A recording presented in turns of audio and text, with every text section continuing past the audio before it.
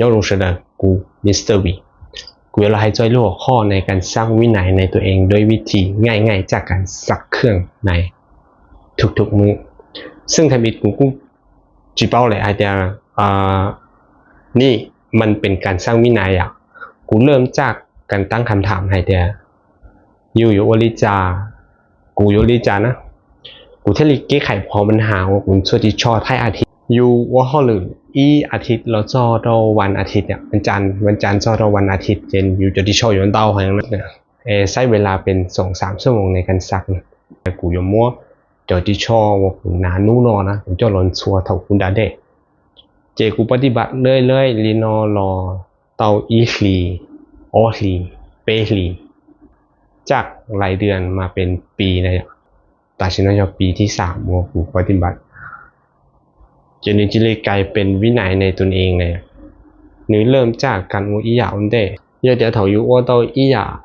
เรื่อยๆในทุกๆมื้อนะจะขนอนเลื่อนเดียววินัย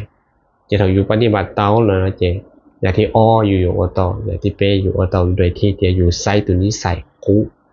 ไหนการมีวินัยจะลองอัวเหยาอยู่ตรงกลางนะเจผลลัพธ์ในที่สุดก็คืออยู่อัวได้จีละอัวไล่容易啊，在对点点对话，每一切点点来呀，有啥有讲我一呀，แล้ว我也弄了แล้ว我到，แล้ว我也到了แล้ว我到，แล้ว我也别了แล้ว我到，可能就没看见，แล้ว呀对点点我没วินัยมัวเขาไม่เชียร์เลยว่าได้จีแล้วว่าจีไล่เลยอ่ะเจตุน้อยเลยหนึ่งเนี่ยจะได้เรียกว่าขาดในการมีวินัยในตนเองประมาณนั้นแหละอย่าสมบูรณ์วินัยในตนเองเริ่มจากสิ่งง่ายๆสิ่งที่อยู่สายเดียวอยู่สามารถว่าต่อในทุกๆมื้อ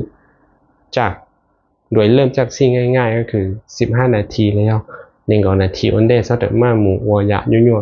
อยากว่าชิเชอร์เด่นๆเจนอยู่ว่าต่ออยู่นานๆเบื่อนะโอเคจบคลิป